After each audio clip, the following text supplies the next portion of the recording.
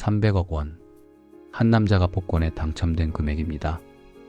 공장 노동자였던 그는 하루아침에 억만장자가 되었습니다.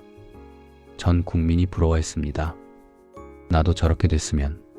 하지만 2년 후 그는 파산했습니다. 300억이 모두 사라졌습니다. 가족은 뿔뿔이 흩어졌고 그 자신은 거리로 나앉았습니다. 미국 프로 스포츠 선수들. 그들 중 절반 이상이 은퇴 후 5년 안에 파산합니다. 수백억 원을 벌었던 스타들이 빈털터리가 됩니다. 왜 이런 일이 벌어질까요? 돈이 없어서 망한 게 아닙니다.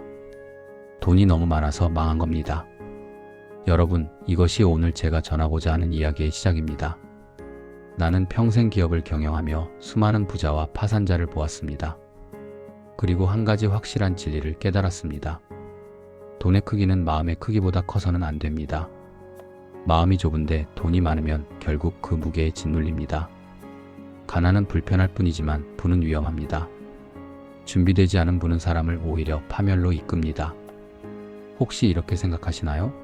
나는 돈이 많지 않으니까 괜찮아. 아닙니다. 이 법칙은 금액의 크기와 상관없습니다. 중학생에게 10만 원은 소중하지만 1억 원은 위험합니다. 경험이 없기 때문입니다. 어른도 마찬가지입니다. 당신이 감당할 수 있는 돈의 크기는 정해져 있습니다. 그 한계를 넘는 순간 돈은 축복이 아니라 재앙이 됩니다. 돈은 인간의 감정을 가장 교묘하게 자극하는 마약입니다. 달콤하게 다가오지만 통제하지 못하면 모든 것을 빼앗습니다. 한때 잘 나가던 기업인, 큰 상속을 받은 자녀, 급부를 누리던 스타들. 그들은 모두 돈의 크기를 자랑했지만 결국 그 돈의 무게를 견디지 못했습니다. 그들에게는 한 가지 공통점이 있었습니다. 돈이 들어오기 전에 자신을 단련하지 않았습니다. 오늘 이 영상에서는 이런 질문에 답하겠습니다. 왜 어떤 사람은 돈을 얻고도 무너지고 어떤 사람은 돈을 지켜낼까요? 돈 그릇이란 무엇일까요? 당신은 지금 얼마만큼의 돈을 감당할 수 있습니까? 그리고 어떻게 그 그릇을 키울 수 있을까요? 이 영상을 끝까지 보시면 당신은 알게 될 것입니다. 돈을 다루는 것이 아니라 돈에게 다뤄지지 않는 법을. 나는 수십 년간 기업을 경영하며 이 진리를 몸소 체득했습니다. 그 경험을 오늘 여러분과 나누고자 합니다. 사람들은 흔히 말합니다. 돈을 많이 벌고 싶다. 부자가 되고 싶다. 하지만 나는 묻고 싶습니다. 당신은 그 돈을 담을 그릇을 준비했습니까? 물은 높은 곳에서 낮은 곳으로 흐릅니다. 이것은 자연의 법칙입니다. 돈도 마찬가지입니다. 돈은 언제나 그릇이 큰 사람에게 모입니다. 작은 그릇에는 작은 물이, 큰 그릇에는 큰 물이 담깁니다. 그리고 그릇의 크기는 결코 은행 통장으로 결정되지 않습니다. 그것은 마음의 깊이, 신뢰의 두께, 그리고 책임의 무게로 결정됩니다. 첫째, 마음의 깊이입니다. 돈 앞에서 흔들리지 않는 정신력, 감정에 휘둘리지 않는 냉정함. 이것이 첫 번째 그릇입니다. 둘째, 신뢰의 두께입니다. 사람들이 당신을 믿는 정도, 약속을 지키는 습관. 이것이 두 번째 그릇입니다. 셋째, 책임의 무게입니다. 돈을 다룰 줄 아는 능력, 실패를 견디는 힘. 이것이 세 번째 그릇입니다. 이 세 가지가 갖춰져야 비로소 돈을 담을 수 있습니다. 그릇이 없는 사람이 돈을 얻으면 어떻게 될까요? 물을 움켜쥐면 손가락 사이로 흘러나가듯 돈도 새어나갑니다. 아니, 더 나쁜 일이 벌어집니다. 돈이 그 사람을 삼킵니다. 나는 이런 사례를 너무 많이 봤습니다. 갑자기 큰 돈을 벌게 된 사람, 상속을 받은 사람, 사업이 급성장한 사람. 그들 중 대부분은 몇 년 안에 무너졌습니다. 왜일까요? 그릇이 준비되지 않았기 때문입니다. 그렇다면 어떻게 그릇을 키울 수 있을까요? 첫째, 작은 돈부터 제대로 다뤄야 합니다. 10만 원을 제대로 관리하지 못하는 사람이 1억 원을 관리할 수 없습니다. 작은 돈으로 훈련하십시오. 둘째, 실패의 경험을 쌓아야 합니다. 실패는 그릇을 넓히는 가장 확실한 방법입니다. 한 번도 실패하지 않은 사람은 큰 돈을 감당할 수 없습니다. 셋째, 절제를 배워야 합니다. 돈이 생겼을 때 바로 쓰지 않는 힘, 기다릴 줄 아는 인내. 이것이 그릇을 단단하게 만듭니다. 그릇이 큰 사람은 돈 앞에서 조급하지 않습니다. 그는 돈을 쫓지 않습니다. 돈이 그를 따릅니다.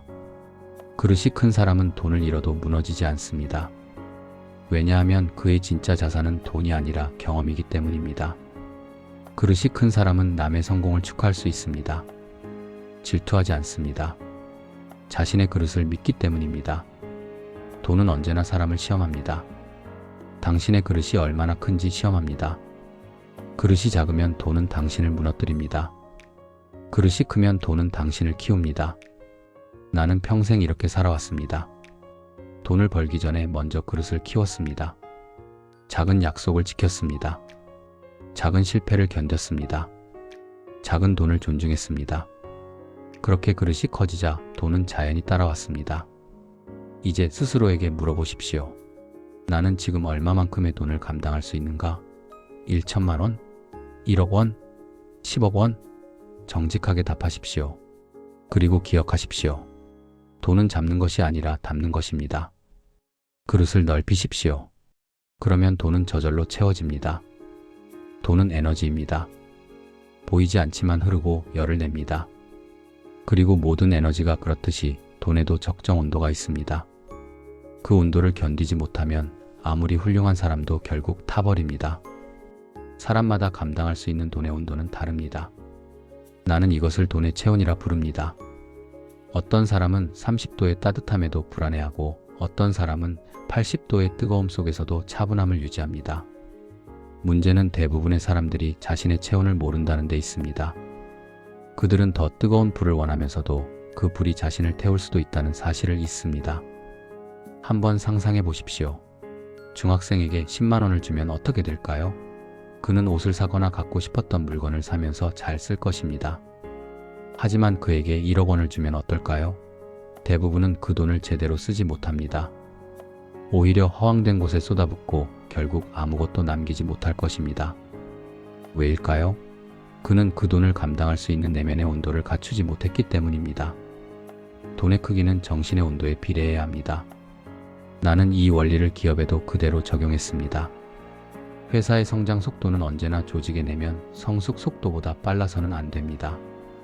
내부의 사람, 시스템, 문화가 감당하지 못하는 성장과 수익은 반드시 부작용을 낳습니다. 개인도 마찬가지입니다. 그릇이 커지지 않은 상태에서 들어오는 갑작스러운 에너지는 결국 폭발을 일으킵니다. 돈의 에너지는 사람의 마음속에서 불균형을 일으킵니다. 처음에는 자신감을 주지만 곧 불안을 낳습니다. 이 돈을 잃으면 어쩌지? 이 기회를 놓치면 끝이 아닐까? 돈은 늘 두려움과 탐욕이라는 두 개의 불씨를 함께 줍니다. 이 불씨를 통제하지 못하면 그 불길은 순식간에 인생을 태워버립니다. 나는 젊은 시절부터 이 두 불씨를 다루는 법을 배웠습니다. 탐욕이 올라올 때는 멈추고 두려움이 생길 때는 움직였습니다. 그것이 나를 살렸습니다. 한 번은 이런 일이 있었습니다. 회사가 큰 수익을 내던 시절 어떤 임원이 내게 말했습니다. 회장님, 이제 더 크게 투자할 때가 아닙니까? 나는 고개를 저었습니다. 온도가 너무 올라가면 냉각부터 해야 하네. 그는 이해하지 못했지만 몇 년 뒤 외환 위기가 닥쳤을 때 내 말의 의미를 깨달았습니다. 그때 그 절제가 회사를 살렸습니다. 내가 젊은 시절 가난했던 때는 돈의 부족이 나를 괴롭혔습니다. 그러나 부자가 되고 나서는 돈의 과열이 나를 괴롭혔습니다. 돈은 부족할 때보다 넘칠 때가 더 위험합니다. 부족하면 사람은 조심합니다. 하지만 넘치면 방심합니다. 그 방심이 파멸을 부릅니다. 돈의 온도를 낮출 줄 아는 사람만이 진짜 불을 다루는 사람입니다. 부자들은 돈을 벌 때보다 돈을 잃을 때 더 성장합니다. 왜냐하면 그때서야 비로소 자신이 다루던 불의 세계를 알게 되기 때문입니다. 나는 말하고 싶습니다. 돈은 불입니다. 불은 어둠을 밝히지만 통제하지 못하면 세상을 태웁니다. 그러니 불을 원한다면 먼저 자신의 불을 다스려야 합니다. 욕망이 아니라 절제로, 두려움이 아니라 통찰로. 그것이 부자의 가장 큰 자질이며 돈의 에너지를 다루는 유일한 길입니다. 나는 돈의 본질을 이해하기 위해 평생 고민했습니다. 그리고 결국 깨달았습니다. 돈이란 신용의 또 다른 이름이라는 것을. 돈은 사람의 손에서 나오지만 그 뿌리는 신뢰에서 자랍니다. 신뢰가 무너지면 돈은 종이로 돌아가고 신뢰가 쌓이면 그 종이는 황금보다 무겁습니다. 처음 인류가 물물 교환을 하던 시절 거래는 눈앞의 물건으로 이루어졌습니다. 내가 쌀을 주면 너는 고기를 주는 식이었습니다. 그러나 어느 순간부터 사람들은 시간이라는 개념을 거래에 넣기 시작했습니다. 지금은 없지만 나중에 줄게. 이 단순한 문장이 돈의 역사를 바꾸었습니다. 그 약속을 증명하기 위해 문신을 새기고 끈을 묶고 표식을 남겼습니다. 그것이 곧 화폐의 시작이었습니다. 사람들은 흔히 돈을 가치의 상징이라고 말하지만 나는 그렇게 보지 않았습니다. 돈은 약속의 증명입니다. 신용이 사라진 기업은 그날로 끝입니다. 신용은 단순히 빌려줄 수 있는 신뢰가 아니라 약속을 지킬 수 있는 능력입니다. 내가 평생 동안 가장 중요하게 여긴 것은 바로 그 약속이었습니다. 거래처와의 약속, 직원과의 약속, 사회와의 약속. 그 약속을 지키기 위해 나는 때로 손해를 택했습니다. 하지만 시간이 지나면 그 손해는 반드시 신용의 이자가 되어 돌아왔습니다. 신용은 보이지 않지만 돈보다 강력한 에너지입니다. 돈은 잃어도 다시 벌 수 있지만 신용을 잃으면 다시는 회복하기 어렵습니다. 나는 직원들에게 자주 말했습니다. 돈은 고객이 주지만 신용은 고객이 빼앗을 수도 있다. 기업의 신용이란 결국 사람의 신용입니다. 경영자의 말 한마디, 직원의 행동 하나가 회사 전체의 평판을 결정합니다. 그리고 그 평판이 바로 돈의 흐름을 만듭니다. 신용이 쌓이면 돈은 자연히 따라옵니다. 돈은 신용의 껍질일 뿐입니다. 껍질이 아무리 단단해도 속이 썩으면 무너집니다.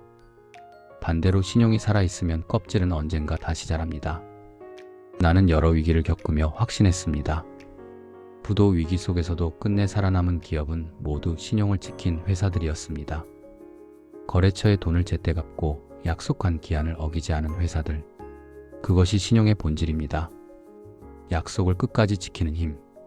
나는 세상을 떠나기 전까지 신용에 관한 한 가지 원칙을 지켰습니다. 한 번 한 약속은 목숨처럼 지켜라. 사람은 실수를 할 수 있습니다. 그러나 약속을 저버리면 그때부터는 아무도 그를 믿지 않습니다. 그리고 신용이 사라진 사람은 아무리 부유해도 가난합니다. 나는 젊은 경영자들에게 늘 이렇게 말했습니다. 작은 계약일수록 더 정직하게 하게. 작은 약속이 회사를 키운다. 돈은 신용이 만든 그림자입니다. 신용이 앞서가면 돈은 뒤따르고 신용이 무너지면 돈은 등을 돌립니다. 그러니 부를 원한다면 먼저 신용을 쌓아야 합니다. 오늘날 많은 이들이 돈의 기술을 배우려 하지만 나는 신용의 기술을 먼저 배우라 말하고 싶습니다. 돈은 기술로 벌 수 있지만 신용은 인격으로만 얻을 수 있습니다. 그리고 인격 없는 분은 반드시 파멸을 부릅니다. 나는 평생 돈을 연구했지만 결국 남은 결론은 하나였습니다. 돈이 사람을 키우는 것이 아니라 사람이 돈을 키웁니다. 그 사람이 가진 신용의 깊이만큼 돈의 크기도 커집니다. 이 세상의 모든 부자는 그 신용의 높이만큼 부를 얻은 자들입니다. 사람들은 돈을 벌기보다 돈을 다루는 법을 배우는 일을 더 두려워합니다. 왜일까요? 돈을 다루려면 자신을 마주해야 하기 때문입니다. 나는 사업 초기에 수많은 협력 업체들을 상대하며 한 가지 패턴을 발견했습니다. 돈이 조금만 생기면 사람은 지금이라는 단어에 사로잡힙니다. 지금 해야 한다. 지금 투자해야 한다. 지금이 기회다. 그들은 언제나 현재의 유혹 앞에 항복했습니다. 나는 그것을 현재의 마법이라고 불렀습니다. 판매자는 지금이 바로 사야 할 때입니다라고 속삭이고 소비자는 그것을 운명처럼 받아들입니다. 그러나 그 순간 돈은 이미 주인의 손을 떠납니다. 돈은 타이밍의 예술입니다. 지금 쓸 것인가? 기다릴 것인가? 이 단순한 선택이 인생을 갈라놓습니다. 대부분의 사람은 지금을 택합니다. 왜냐하면 기다림은 인내를 필요로 하기 때문입니다. 그러나 돈이란 기다릴 줄 아는 자에게만 복종합니다. 급한 사람의 손에서는 언제나 도망칩니다. 한 번은 젊은 직원에게 물었습니다. 자네는 월급을 받으면 가장 먼저 무엇을 하나? 그는 망설임 없이 대답했습니다. 필요한 물건을 삽니다. 나는 그를 바라보며 조용히 말했습니다. 필요한 것이 아니라 필요한 경험을 사게. 대부분의 사람들은 돈이 생기면 물건을 삽니다. 하지만 현명한 사람은 돈으로 시간과 배움을 삽니다. 결국 그 차이가 미래를 만듭니다. 돈을 다루지 못하는 사람들의 공통점은 소비를 통제하지 못한다는 데 있습니다. 소비는 감정의 언어입니다. 외로우면 지갑을 열고 불안하면 투자합니다. 그들은 필요가 아니라 감정을 삽니다. 그리고 그 감정의 파도 속에서 스스로를 잃습니다. 나는 사업을 하며 한 가지 원칙을 세웠습니다. 돈은 차가운 머리로 벌고 따뜻한 마음으로 써라. 이 순서가 바뀌는 순간 돈은 독이 됩니다. 미국의 유명한 스포츠 선수들 중 절반 이상이 은퇴 후 파산하는 이유도 같습니다. 그들은 경기에서는 천재였지만 돈 앞에서는 초보자였습니다. 현역 시절엔 모든 것이 자신 중심으로 돌아갔지만 은퇴 후엔 세상이 달라졌습니다. 수입이 줄자 공포가 밀려왔고 그 공포를 이기지 못해 무모한 투자와 과소비로 스스로를 무너뜨렸습니다. 그들은 돈을 능력의 증명으로 착각했습니다. 그러나 돈은 능력을 측정하는 잣대가 아니라 판단력을 시험하는 도구입니다. 돈은 언제나 인간의 심리를 시험합니다. 돈이 많을 때는 교만을 부추이고 돈이 줄면 불안을 자극합니다. 이 두 감정을 다스리지 못하면 평생 돈의 노예로 살아갑니다. 나는 젊은 시절부터 이렇게 다짐했습니다. 돈은 내 발밑에 있어야 한다. 결코 내 머리 위로 올라가서는 안 된다. 돈이 머리 위에 올라서는 순간 사람은 사고하기를 멈춥니다. 그리고 그 다음엔 반드시 무너집니다. 내가 본 세상의 실패자들은 모두 돈의 크기가 아니라 판단의 오류로 무너졌습니다. 잘못된 타이밍, 잘못된 선택, 그리고 그보다 더 위험한 잘못된 확신 때문입니다. 이번엔 다를 거야. 이건 확실한 투자야. 이런 말이 나오는 순간 이미 게임은 끝난 것입니다. 나는 여러 차례 직원들에게 경고했습니다. 돈은 항상 이길 것처럼 다가오지만 진짜 이기는 사람은 조용히 한 발 뒤에 있는 자다. 사람은 자신이 다룰 수 있는 돈보다 큰 돈을 만나면 판단이 흐려집니다. 그때 대부분은 이렇게 말합니다. 이 정도쯤은 괜찮겠지. 하지만 바로 그 괜찮겠지가 인생을 무너뜨립니다. 나는 그 모습을 너무 많이 보았습니다. 돈은 언제나 조심해야 합니다. 돈을 다룰 줄 모르는 사람은 돈이 자신을 다룹니다. 결국 돈의 크기가 아니라 돈을 다루는 태도가 부를 결정합니다. 감정에 휘둘리는 사람은 돈을 흘려보내지만 원칙을 지키는 사람은 돈을 모읍니다. 돈은 단순한 수단이 아니라 인간의 내면을 비추는 거울입니다. 그리고 그 거울 속에서 자신을 바로 볼 수 있는 사람만이 불을 오래 지닙니다. 사람들은 흔히 부자가 가장 두려워하는 것은 돈을 잃는 일이라고 생각합니다. 그러나 나는 오히려 그 반대라고 봅니다. 진짜 부자들이 두려워하는 것은 돈이 늘지 않는 것, 즉 성장의 정지입니다. 돈이 줄어드는 것은 일시적인 손실이지만 늘지 않는다는 것은 생명력이 멈췄다는 뜻입니다. 나는 기업을 경영하며 수없이 위기를 겪었습니다. 그러나 위기보다 더 무서운 것은 정체였습니다. 정체는 서서히 사람의 정신을 마비시킵니다. 돈의 흐름이 멈춘다는 것은 단순히 수익이 줄어드는 문제가 아닙니다. 그것은 생각이 멈췄다는 신호입니다. 세상은 끊임없이 움직이고 변합니다. 돈은 그 흐름을 따라가는 에너지입니다. 그런데 그 에너지가 돌지 않으면 부패합니다. 물도 고이면 썩습니다. 부의 세계에서도 마찬가지입니다. 돈은 흘러야 삽니다. 그러나 그 흐름을 두려워하는 사람이 많습니다. 왜냐하면 흘려보내는 순간 잃을지도 모른다는 불안이 생기기 때문입니다. 하지만 아이러니하게도 그 불안 때문에 움켜쥔 돈은 결국 가치가 줄어듭니다. 나는 젊은 시절 큰 손실을 본 적이 있습니다. 무모하게 투자한 것이 아니라 너무 조심해서 투자하지 못한 것이 원인이었습니다. 기회를 놓쳤기 때문입니다. 그때 나는 깊이 깨달았습니다. 리스크를 피하려는 태도 자체가 가장 큰 리스크라는 사실을. 부자가 두려워해야 할 것은 실패가 아니라 시도하지 않는 것입니다. 세상은 언제나 위험과 함께 움직입니다. 위험이 없는 곳에는 결코 기회도 없습니다. 나는 종종 젊은 경영자들에게 이렇게 말했습니다. 실패를 두려워하지 말게. 두려워해야 할 것은 안질세. 많은 이들이 돈을 잃는 것을 죽음처럼 생각하지만 나는 그걸 학습으로 봤습니다. 돈을 잃는다는 것은 실패를 통해 경험의 깊이를 얻는 과정입니다. 하지만 아무것도 잃지 않는 사람은 아무것도 배우지 못합니다. 그들은 안전한 빈손을 지키며 평생 제자리에서 돈의 그림자만 쫓습니다. 내가 본 모든 부자들의 공통점은 그들이 모두 배틀을 많이 휘둘렀다는 것입니다. 야구 선수가 홈런을 치기 위해서는 수백 번의 헛스윙을 해야 하듯 부자도 수많은 실패를 거쳐 기회를 잡습니다. 세상에는 250개의 제비 중 단 하나만 당첨이 되는 게임이 있다고 하자 많은 사람들은 확률이 너무 낮다고 말하며 참여조차 하지 않습니다.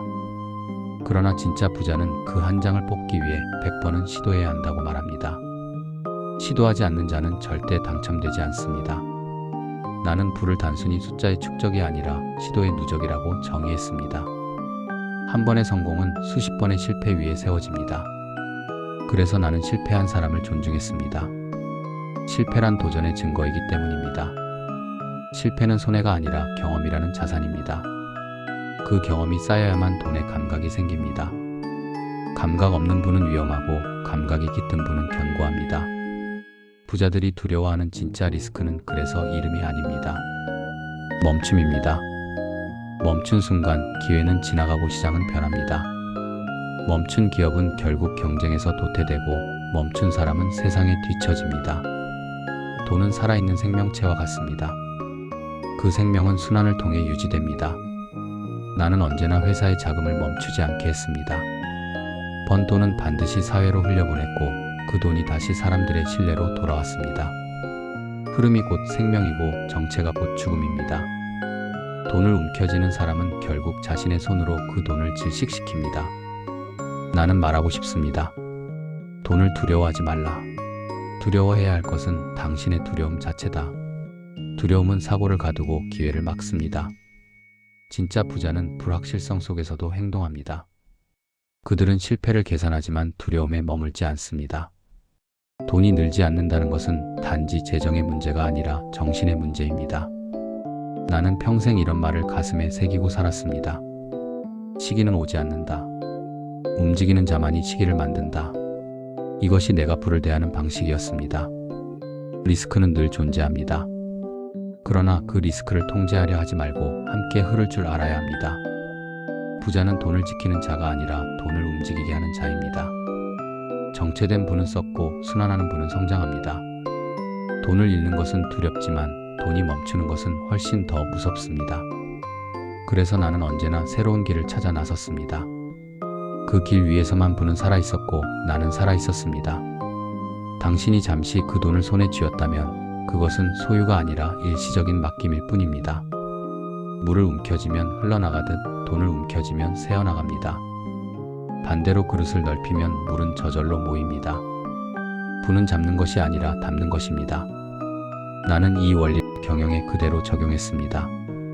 회사가 커지려면 먼저 조직의 그릇을 키워야 합니다. 사람의 역량, 문화의 품격, 신용의 두께, 이 세 가지가 확장되지 않으면 매출이 늘어도 오래가지 못합니다. 그릇이 작은 사람은 큰 돈을 받으면 반드시 그 무게에 짓눌립니다.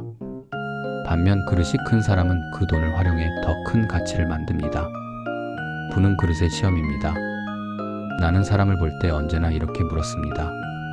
이 사람은 1억을 맡길 만한가? 10억을 맡길 만한가? 돈을 맡긴다는 것은 단순히 신뢰의 문제가 아닙니다. 그것은 그 사람의 그릇의 한계를 측정하는 일입니다. 중학생에게 1억을 맡기지 않는 이유는 단순합니다. 그가 그 돈을 다룰 경험과 판단력을 갖추지 못했기 때문입니다. 세상의 부자들은 모두 자신만의 원칙을 가지고 있습니다. 그러나 그 근원은 같습니다. 돈은 맡기는 자보다 맡을 만한 자를 따릅니다. 당신이 돈을 지배하려 하지 않아도 그릇이 크면 돈은 당신에게 모입니다. 왜냐하면 돈은 늘 안전한 그릇을 찾기 때문입니다. 나는 이를 두고 돈의 본능이라고 불렀습니다. 돈은 불안정한 사람을 싫어합니다. 감정에 흔들리고 욕심에 휩쓸리는 사람을 두려워합니다. 그래서 그런 사람에게는 절대 오래 머물지 않습니다. 돈은 언제나 자신을 안정적으로 다룰 수 있는 그릇, 즉 냉정함과 통찰을 겸비한 사람을 향해 흐릅니다. 그릇이란 단지 재산을 담는 그릇이 아닙니다. 그것은 책임을 감당하는 그릇, 타인을 포용하는 그릇, 결정을 내려야 하는 용기의 그릇입니다. 그릇이 크면 남의 성공을 축하할 수 있고 손실 앞에서도 흔들리지 않습니다. 그러나 그릇이 작으면 작은 이익에도 흥분하고 작은 손해에도 분노합니다. 결국 부의 크기는 감정의 그릇과 비례합니다. 나는 가끔 사람들에게 묻습니다. 당신의 통장은 얼마입니까? 보다 더 중요한 질문은 당신의 그릇은 얼마나 큽니까입니다. 돈은 통장의 숫자에 머무르지만 그릇은 세상의 신뢰를 담습니다. 그 신뢰가 커질수록 돈은 자연히 흘러 들어옵니다. 그릇이 크면 손해조차 배움으로 바뀝니다. 그릇이 작으면 이익조차 불안으로 바뀝니다. 이 차이가 인생의 방향을 결정합니다. 나는 평생을 걸쳐 수많은 사람을 보았습니다. 누군가는 1억을 지키지 못했고 누군가는 100억을 지켜냈습니다. 차이는 단 하나였습니다. 그릇의 크기. 큰 부를 얻고도 무너진 사람들의 공통점은 돈을 키웠지만 자신을 키우지 않았다는 것입니다. 그들은 외적인 부에 집착한 나머지 내면의 그릇을 비워두었습니다. 그러나 그릇이 비면 아무리 돈을 부어도 새어나갑니다. 돈은 결국 그릇을 향해 모입니다. 그릇이 크면 천천히지만 꾸준히 차오르고 그릇이 작으면 빠르게 넘치지만 금세 사라집니다. 진정한 부자는 돈이 많은 사람이 아니라 돈을 담을 그릇을 넓힌 사람입니다. 나는 오늘도 스스로에게 묻습니다. 이만한 부를 맡을 자격이 내게 있는가? 그 질문을 멈추지 않는 한 돈은 나를 떠나지 않았습니다. 왜냐하면 돈은 늘 자신을 다룰 줄 아는 사람에게 돌아오기 때문입니다. 나는 평생을 살아오며 확신했습니다. 실패를 모르는 분은 존재하지 않습니다. 실패는 부자가 되기 위한 통과 의례입니다. 실패를 두려워하는 사람은 결코 부자가 될 수 없습니다. 왜냐하면 돈이란 실패를 견딜 줄 아는 사람에게만 남기 때문입니다. 나는 많은 사람들을 봐왔습니다. 돈을 번 사람, 돈을 잃은 사람, 그리고 돈에 휘둘리다 인생을 잃은 사람까지. 그들 중 진짜 부자로 남은 사람은 단 한 가지 공통점을 지니고 있었습니다. 그들은 실패를 두려워하지 않았습니다. 오히려 실패를 통해 자신을 단련시켰습니다. 내가 젊은 시절 첫 사업에서 큰 빚을 졌을 때였습니다. 세상이 무너지는 듯 했습니다. 하지만 그 시절이 내 인생에서 가장 값진 자산이 되었습니다. 그때 나는 돈보다 더 중요한 한 가지를 배웠습니다. 돈은 잃어도 다시 벌 수 있지만 경험은 잃지 않는다. 실패는 나에게 돈의 언어를 가르쳤고 인내의 체력을 길러주었습니다. 만약 내가 그 실패를 피하려고만 했다면 나는 결코 큰 부를 감당할 그릇을 키우지 못했을 것입니다. 세상 사람들은 말합니다. 성공한 사람은 행운이 따랐다. 그러나 나는 이렇게 말하고 싶습니다. 행운은 실패를 견딘 자에게만 옵니다. 행운은 준비된 사람에게만 머뭅니다. 준비되지 않은 사람에게 찾아온 행운은 오히려 저주입니다. 복권 당첨자가 불행해지는 이유도 여기에 있습니다. 그는 부를 얻었지만 실패의 경험이 없었습니다. 실패의 경험이 없는 사람은 돈을 관리할 능력이 없습니다. 그들에게 행운은 기쁨이 아니라 혼란이 됩니다. 나는 직원들에게 종종 이렇게 말했습니다. 실패는 회사를 시험하는 것이 아니라 사람을 시험하는 것이다. 사업이 흔들릴 때 나는 사람의 진심을 봅니다. 누가 도망치고 누가 남는지, 누가 책임을 회피하고 누가 끝까지 버티는지, 그 차이가 곧 신뢰의 크기이고 그 신뢰의 크기가 결국 돈의 크기를 결정합니다. 실패 속에서도 약속을 지키는 사람, 절망 속에서도 사람을 잃지 않는 사람, 바로 그가 다음 성공의 주인입니다. 실패를 두려워하는 사람은 인생에서 두 가지를 잃습니다. 기회와 자신감. 기회는 행동하는 사람에게만 옵니다. 그리고 자신감은 행동하지 않는 사람에게서 가장 먼저 떠납니다. 나는 실패할 때마다 내 안에 또 다른 나를 만났습니다. 그 만남이 내 성장을 만들었습니다. 돈을 벌면서 가장 조심해야 할 것은 자만입니다. 성공이 반복되면 사람은 자신이 실패하지 않을 거라 착각합니다. 그러나 실패를 잊는 순간 진짜 실패가 시작됩니다. 나는 부를 이렇게 정의합니다. 부는 돈이 아니라 실패를 견딘 시간의 길이입니다. 시간이 사람을 부자로 만듭니다. 그리고 그 시간 속에는 반드시 실패가 존재합니다. 시간을 견딘 사람은 돈을 잃어도 무너지지 않습니다. 왜냐하면 그는 이미 자신의 내면에 또 하나의 자산을 만들어 두었기 때문입니다. 그 자산은 바로 회복력입니다. 이 회복력이야말로 부자가 가진 가장 큰 무기입니다. 나는 실패를 통해 많은 것을 잃었지만 동시에 모든 것을 얻었습니다. 신용, 인내, 관계, 그리고 자신에 대한 믿음. 그것들이 바로 나의 진짜 자산이었습니다. 돈은 사라져도 다시 벌 수 있었지만 이 자산은 한번 쌓이면 결코 무너지지 않았습니다. 나는 인생의 마지막까지 이렇게 생각했습니다. 돈을 잃는 것은 잠시의 상처지만 실패를 두려워하는 것은 평생의 병이다. 실패를 받아들이는 순간 인간은 자유로워집니다. 실패를 견디는 사람만이 돈의 지배에서 벗어납니다. 돈이란 결국 경험의 축적이고 그 경험의 최종 형태가 바로 성숙입니다. 그러니 나는 이렇게 말하고 싶습니다. 실패한 사람을 두려워하지 말라. 오히려 실패하지 않은 사람을 경계하라. 그들은 아직 세상의 깊이를 모릅니다. 실패를 경험한 사람은 이미 그릇이 커진 사람입니다. 그들은 이미 돈을 담을 자격을 얻은 사람입니다. 이제 나는 압니다. 부는 완벽한 계획에서 오는 것이 아닙니다. 부는 수없이 흔들리면서도 다시 일어서는 사람의 기계에서 자랍니다. 돈의 흐름은 결국 그런 사람에게 향합니다. 왜냐하면 그들은 이미 실패를 이겨낸 자들이기 때문입니다. 진짜 부자는 돈이 많은 사람이 아니라 실패를 견뎌낸 사람입니다. 그리고 그들의 통장에는 숫자가 아니라 경험의 무게가 기록되어 있습니다. 오늘 이 긴 이야기를 마치며 나는 여러분께 몇 가지 말씀을 드리고 싶습니다. 첫째, 돈의 크기는 마음의 크기보다 커서는 안 됩니다. 마음이 좁은데 돈이 많으면 그 무게에 짓눌립니다. 그릇을 먼저 키우십시오. 둘째, 돈은 에너지입니다. 그 에너지의 온도를 조절할 줄 알아야 합니다. 탐욕이 올라올 때는 멈추고 두려움이 생길 때는 움직이십시오. 셋째, 돈은 신용입니다. 약속을 지키는 사람에게 돈은 모입니다. 작은 약속부터 목숨처럼 지키십시오. 넷째, 돈은 흘러야 삽니다. 돈을 움켜쥐지 마십시오. 순환시키십시오. 멈춘 돈은 썩습니다. 다섯째, 실패를 두려워하지 마십시오. 실패는 그릇을 넓히는 가장 확실한 방법입니다. 실패를 견딘 사람만이 큰 부를 담을 수 있습니다. 당신은 지금 무엇을 해야 할까요? 먼저 작은 돈부터 제대로 관리하십시오.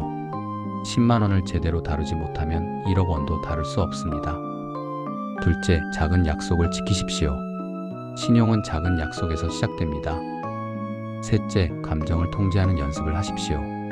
돈 앞에서 흔들리지 않는 정신력을 키우십시오. 넷째, 실패를 두려워하지 마십시오. 시도하십시오. 움직이십시오. 행동하십시오. 다섯째, 스스로에게 질문하십시오. 나는 지금 얼마만큼의 돈을 감당할 수 있는가? 내 그릇은 얼마나 큰가? 나는 평생 이렇게 살아왔습니다. 돈은 목표가 아니라 도구였습니다. 돈은 지배의 힘이 아니라 운용의 기술이었습니다. 돈은 내 발밑에 있었지 결코 내 머리 위로 올라가지 않았습니다.